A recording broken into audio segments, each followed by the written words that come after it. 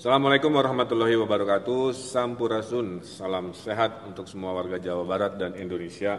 Ada berita baik, selain kulit manggis ada ekstraknya, kita hadir vaksin di minggu ini. Jadi vaksin sudah hadir dan seperti kita ketahui yang merespon vaksin selalu terbagi dua.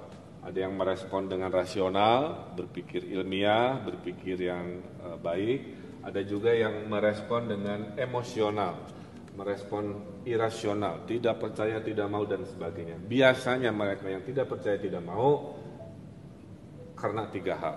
Satu, bertanya bukan pada ahlinya, ada yang tanya ke musisi, ada yang nanya ke profesi arsitek, hal-hal yang sebenarnya bukan bidangnya. Ada juga yang terprovokasi di WA, di media sosial, dan juga ada yang kena korban hoax. Rata-rata pasti karena tiga ini. Nah, saya fokus ke orang-orang rasional yang bela negara, menyelamatkan negara agar pandemi cepat selesai. Mereka biasanya tetap bertanya, tapi bertanya kepada mereka yang menjadi referensi. Satu, bertanya ke ahli vaksin. Dokter juga banyak, tapi tidak semua dokter paham virologi atau vaksin. Tanyanya ke dokter yang ahli vaksin. Kedua, apakah aman untuk diedarkan? Bertanyanya ke BP POM, ya. Ketiga, apakah halal? Karena ini juga prasyarat kita mayoritas muslim, maka bertanya ke ulama. Biasanya mereka di kelompok A yang rasional ini karena mendapatkan informasi dari tiga pihak ini. Nah, intinya akhir pandemi ini itu kalau orang sakitnya sembuh oleh obat atau terapi, orang sehatnya kuat oleh antibodi dan vaksin. Nah, ini ada video animasinya, silahkan lihat ya.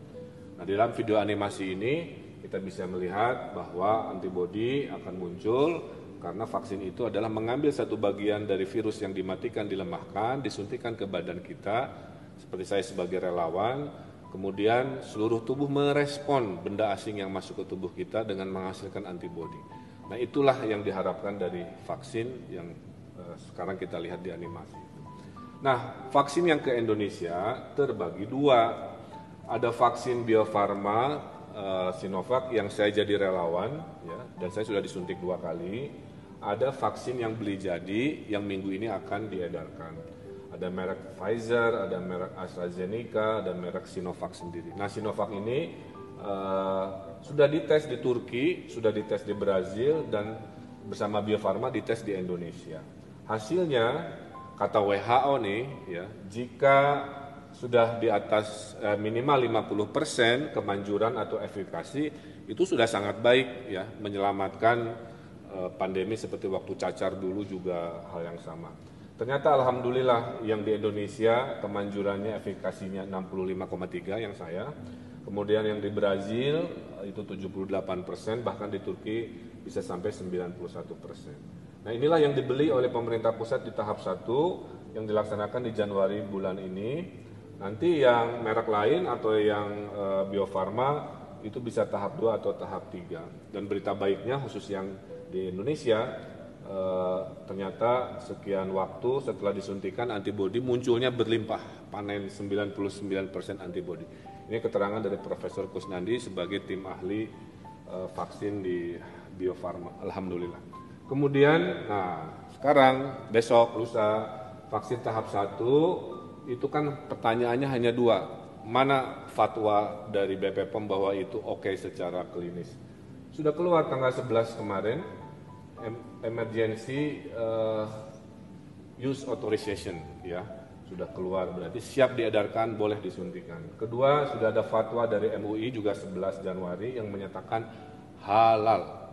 Jadi mereka-mereka yang masih ribut urusan halal sudah dari MUI, ya. Nah, siapakah di tahap 1 adalah mereka-mereka yang di depan, ya. Pertama, banyak warga nanya, ya pimpinan dulu, pemimpin dulu, dites dulu. Ya udah, maka pimpinan negara termasuk presiden, kemudian pimpinan daerah akan menjadi teladan di awal, sehingga kita bersama-sama rakyat. Kedua, tenaga kesehatan, supaya mereka yang ngurusin pasien COVID badannya kuat, ya, tidak khawatir lagi oleh kebocoran-kebocoran. Dan ketiganya adalah profesi rawan COVID yang pelayanan publik, banyak ketemu orang dan sebagainya. Yang terpenting, vaksin itu hak atau kewajiban, boleh milih enggak?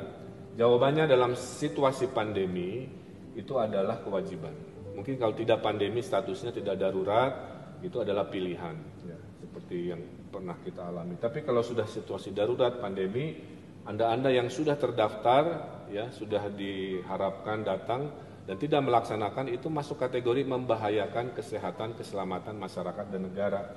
Ada dua undang-undang, ya, Undang-Undang 4 Wabah tahun 1984 dan Undang-Undang Kekarantinaan Kesehatan. Dua-duanya menyimpulkan bahwa Anda yang menolak itu tanpa alasan yang jelas, Anda ini masuk kategori yang membahayakan kesehatan masyarakat, bisa ditahan, bisa didenda, ya. Makanya bervariasi, tapi intinya itu. Nah, harapannya Anda masuk golongan ini, rasional, ya, semuanya sudah saya jelaskan. Tidak masuk golongan ini, ya, di minggu-minggu ini dan seterusnya, dan berharap sesuai arahan Presiden kurang dari 1 tahun semua bisa divaksin sesuai yang kriteria. Maka 2021 adalah tahun pulih pandemi dan tahun pulih ekonomi. Dengan begitu kita bisa sekolah lagi, kita bisa belanja lagi, kita bisa berlibur lagi dengan lebih rileks, tapi tetap vaksin ini bukan 100% jaminan kecuali ada ridho Allah Subhanahu wa taala, ya. Tetap 3M, menjaga jarak, memakai masker, mencuci tangan sebagai budaya baru adaptasi sampai betul-betul terbukti nanti kasus vaksin turun.